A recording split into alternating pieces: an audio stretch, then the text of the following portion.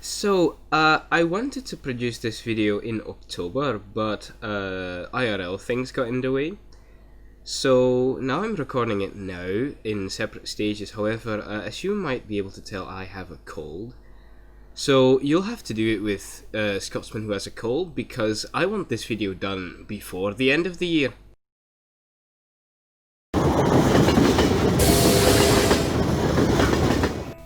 Flying Scott is not a review channel. But if it was, I would like to remind you that this fever dream of a film exists. Right, so I want to set the scene. You're an 11-year-old Scotsman at your grandmother's house. You get tired of your Lego train set, and you head over to the couch, and you decide that you want to watch some Nickelodeon. So you switch to channel 11, and boom.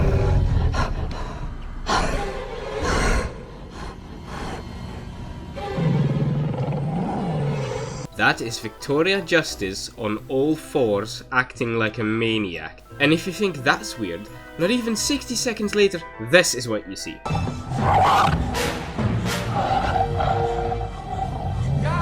what's up there? Nothing, Dad! To say shite went from 0 to 100 really bloody fast would be an understatement. Now I don't know about you, but I love cheesy horror like this. Werewolves are a pretty major thing in Dutch children's media when I grew up, from Dolfje Weerwolfje to De Grisselbus. Yes, I live in the Netherlands. If you find a black Scotsman living in the Netherlands hard to follow, then lieve schat, weet ik ook niet wat ik met je moet. Naturally, I wanted to see the rest of the movie, but that day must be the only time it ever aired on Dutch television because I never found it again. That being said, the Dutch version wasn't too bad.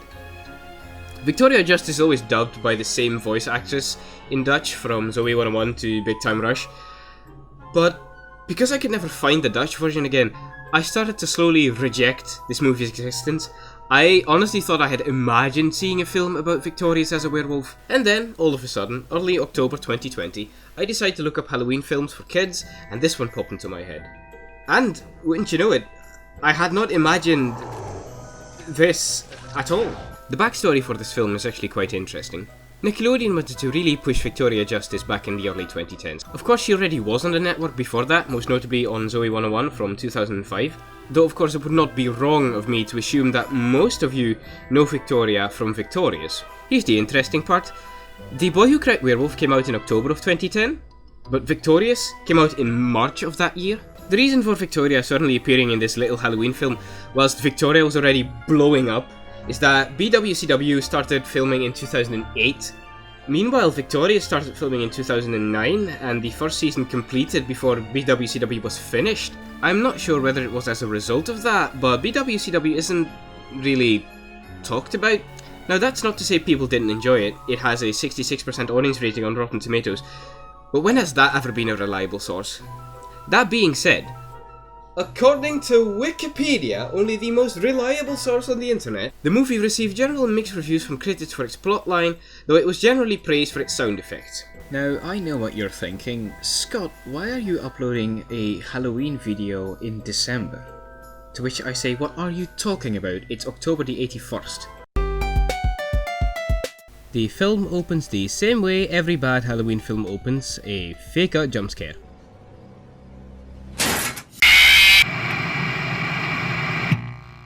Victoria's character's name is Jordan. She's your average quiet girl. Doesn't speak a lot, allergic to everything and anything, isn't good at sports, isn't good at social interactions, mostly wears plain clothes, yada yada, you know the drill. Jordan has a wee brother, named Hunter. Poor kid. His only character trait is that he likes horror. Jordan and Hunter live with their dad, their mother apparently having passed away not too long ago. Their dad is, like every dad character in one of these films, a workaholic. It's never made clear if he just really likes his job, but what is made clear is that the family is sort of short on money. One night they receive a letter informing them of their great-great-uncle's passing. Okay. Dear Sands family, greetings from Wolfsburg, Romania. Oh, that was the executor's office. Well, what'd they say?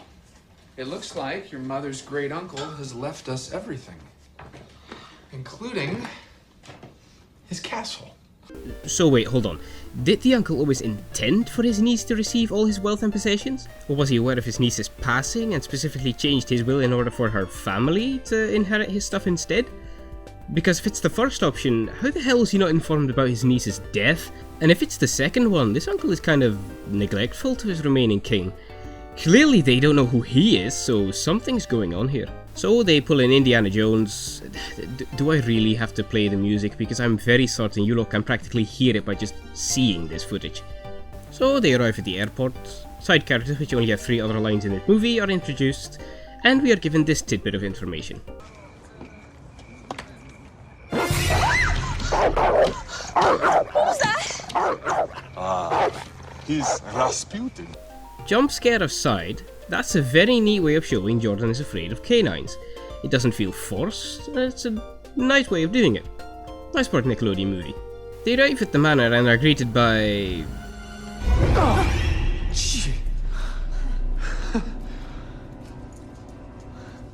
Hello. I'm David Sands. You must be... I am Madame Varkolak.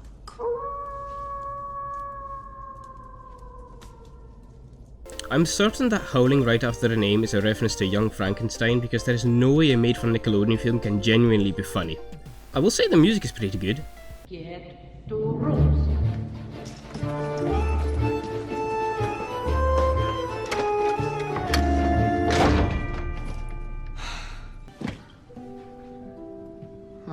What's this?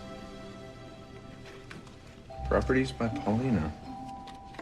With my compliments, Paulina von Eckberg, your local real estate professional. Cookies. This Paulina character is the villain, by the way. I can tell because no stable person puts themselves on cookies in such high resolution. That, or the dad is the villain, because no stable person eats cookies left on your bedside table left for Valkalak how long? Yeah, for Valkalak knows how long by someone you have never met and you did not know existed. The next day, Jordan and Hunter want to go into Wolfburg town. And I want to just point out this exchange right here. We have World Wide Web here, boy. You do? Da. Password is Brangelina. Right. So they head into town. Oh boy, there's a lot to go over in this shot. Firstly, the spelling of the name. Why is it Wolfsburg, which is W-O-L-F? In Romanian, wolf is... Blue. Secondly, that's where the manor is? That is a long way from the town by the looks of it. That's important, keep that in your head. Lastly, you're trying to tell me a town like this has an airport? I can't believe you inheriting a manor from an uncle you've never heard from before. But a tiny village having an airport is just too far for me. So the dad tries to visit Paulina, the real estate agent. I'm sure we've all been on the internet for long enough to know where that's going. But it turns out she's not home. Notifying the Romanian customers using English, it seems. One shoehorn love interest later, and we cut to the manor at night.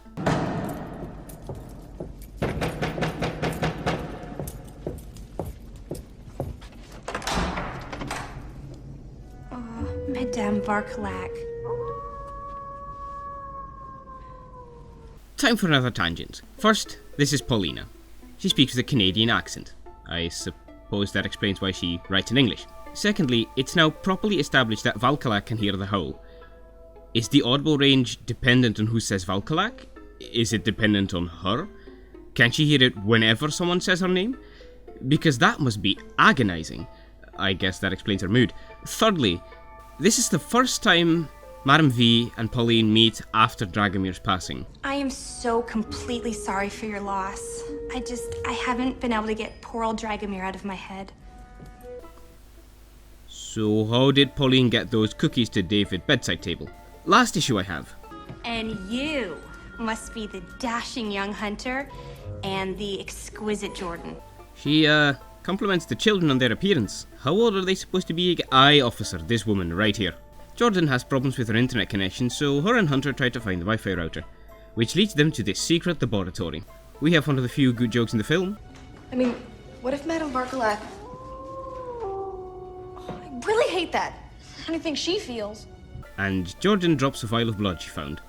She then gets the plot going by conveniently stepping on it. The next morning, the established vegetarian Jordan is drooling over the sight of sausages, proving that even a good banger is too good for a vegetarian to resist. No, I am not above making fun of vegetarians. They show self-control and therefore I hate them. But you all know how the next couple of scenes go. Person is boring in their normal life, seeds for a supernatural plot are sown, person suddenly becomes a different person overnight. So with all werewolf films, we now arrive at that most integral scene. The puberty joke. I mean transformation.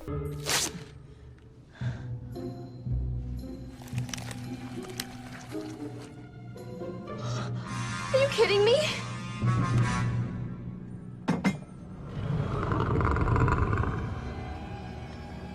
Someone got aroused during that scene, and whilst I prefer that not to be the case, I just know it is. Remember, Paulina? Hi. You will clean up mess in kitchen. Of course.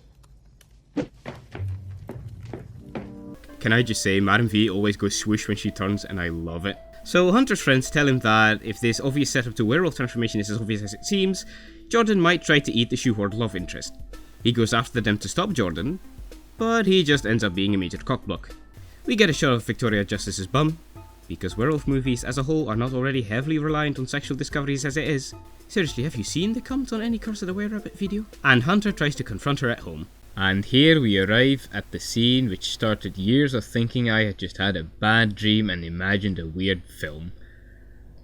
I'll just let it play and you'll see what I mean. Alright, that's it. You're a werewolf, and I'm getting Dad.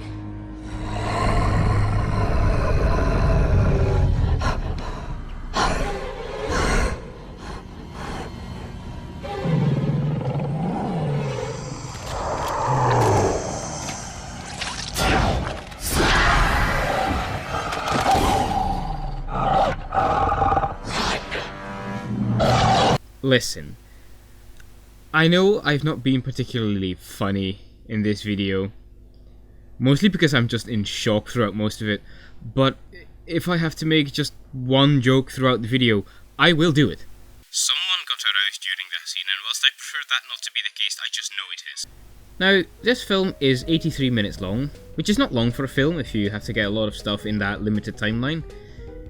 So, it takes BWCW 44 minutes before we get to see our first actual werewolf, which gives us another 39 minutes of werewolves, in theory. But Jordan does not transform again until 1 hour and 4 minutes in. And by 1 hour and 15 minutes, she's back to normal again. Now, I can these suits must be hell to operate, and I am most likely the person who's given them the most thought they've received in years. Seriously, these suits are impressive for what they are. But we get to appreciate them so little. That would be like making another adaptation of Murder on the Orient Express, showing the train only twice for an amount of time not exceeding 3 minutes, and only show Poirot when the body is found and when the murder is solved. Though in the episode The Disappearance of Mr. Davenheim, that's pretty much what happens. I know this might sound odd, but I want a film about werewolves to show us werewolves. Why is this film so reluctant to show them? I swear I'm not a furry. We cut to my favourite transition in the movie as David tells the kids and Madam V they're going to sell Wolfsburg Manor to Pauline, the realtor. Why? If your uncle has left you everything... It looks like your mother's great uncle has left us everything. including his castle. Including his castle. Why don't you just keep both houses? Later on in the film they inherit the rest of the estate in the form of a fat cheque, so why didn't David just sell the manor after he legally inherited it? I'm overthinking this made for Nickelodeon film again. Can't we go back to puberty jokes again? What's wrong with her? Full moon? Thank you. Cue 1 second act dramatic pop song. Madam V reveals she knew the whole time Jordan was a werewolf. Kinda makes you wonder why she didn't do squat about it. Right as Jordan finds some writing on Dragomir's monument. It turns out Dragomir hid the recipe for the cure to the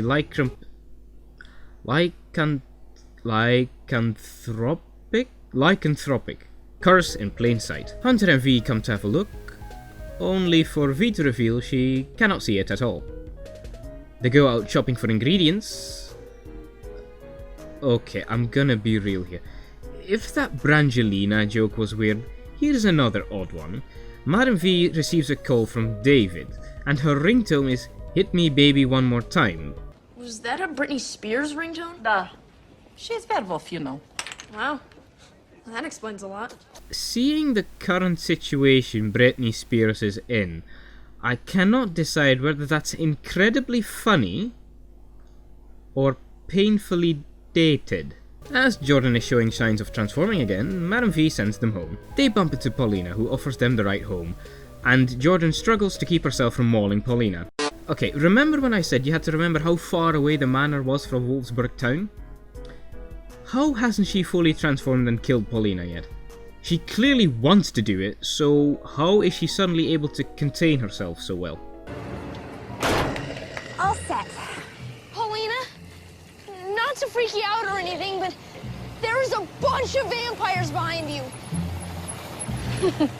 Oh, sweetie. Of course there are. Oh, that looks so bad. So the obvious villain has revealed herself to be the obvious villain, and the plot kicks into overdrive. Yeah, we have 20 minutes of runtime left, which means that within those 20 minutes we'll have to have the father inevitably find out about all this, the final showdown during Jordan, the final few scenes showing us the family coming back to their lives, and the credits, which is another rendition of Hit Me Baby One More Time, by the way. So in reality, that's only a good 15 minutes of plot left. So, because the film won't bother, neither will I. Here's what happens. Jordan transforms to the boot of the cab, does not maul Hunter, and he instead escapes. Hunter finds David, convinces him to take a look at Paulina's cellar. Paulina intends to shortstop Jordan. David and Hunter are captured. Family drama is resolved. Paulina tells them she cannot legally take the manor if there's still a living Vukovic bloodline werewolf alive. I can't officially take possession of Wolfsburg Manor if there's a living Vukovic werewolf. Keyword, living. No one ever reads the contracts. Hunter turns out to be a werewolf. You could see and read the text on the monument, remember? And... okay, a word about Werewolf Hunter's costume. Hunter is a 14-year-old boy, about the width of a toothpick. Why is Werewolf Hunter taller, more muscular, and overall bigger than Jordan? Jordan is supposed to be 17, if anything, she's supposed to be the bigger one. Overall, I will say that I like the look of Jordan's werewolf better. I think to me she looks more like a dog. Werewolf Hunter looks like someone in a suit. I will say the person who operated the Hunter suit moves more, how you say, lycanthropic compared to Jordan, even if just a little bit. So Jordan and Hunter set themselves free, they defeat the vampires. Jordan seems to be transforming back way before Hunter shows even signs of calming down. She gets her heroic one-liner. Relax, Paulina. You'll just feel a little pinch. And Paulina burns. They of course use Hunter's blood in the cure serum because he's a bloodline werewolf.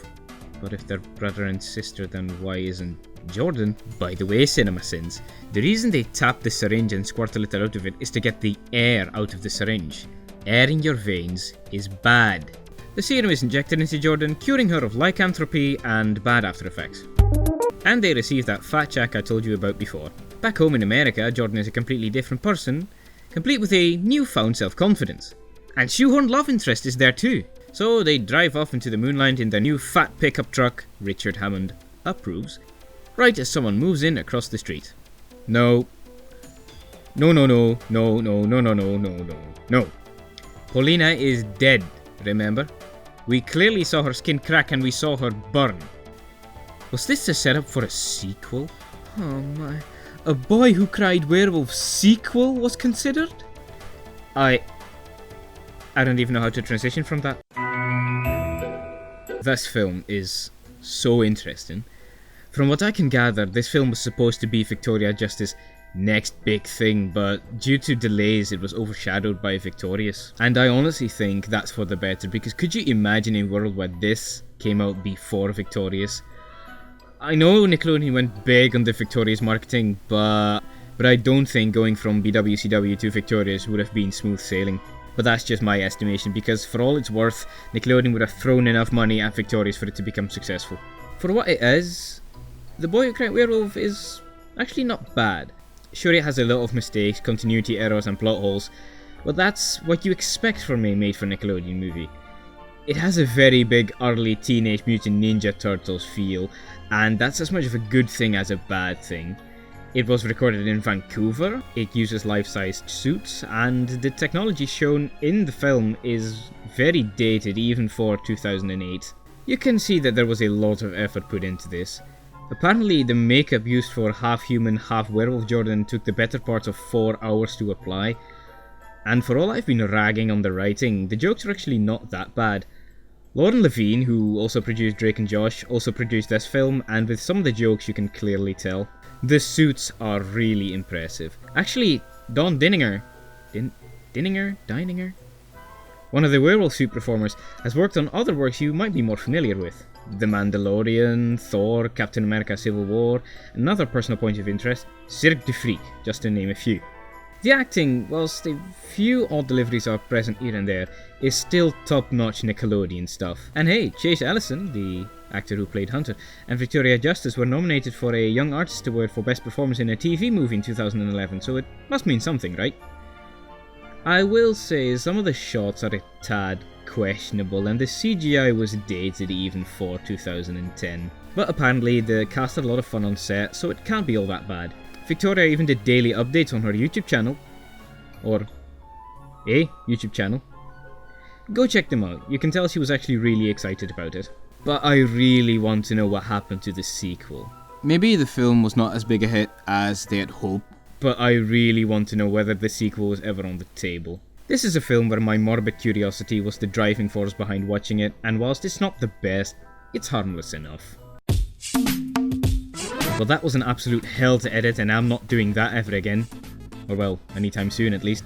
I also at one point wanted to see if I could contact any of the people who worked on this film, but then I realised that a 3k subscriber YouTuber isn't really in a position to ask a film producer or an actor how working on an actual film was. Now I've not really addressed the major heffalump in the room. Credit for the caramel poses goes to Ink Silvery on Twitter. This is old news for Tea with Caramel viewers, like, comment, subscribe. But I thought I'd just say this on the channel Caramel originates from. Again, sorry for the delay and me just dropping a 20-minute review of a decade-old film out of nowhere. And thank you for watching it all the way through, it means a lot. So all that's left for me to ask is please like, comment and subscribe to fuel my ever so fragile ego. Now if you'll excuse me, I'm gonna cry in a corner because I spent a total of too much time on this.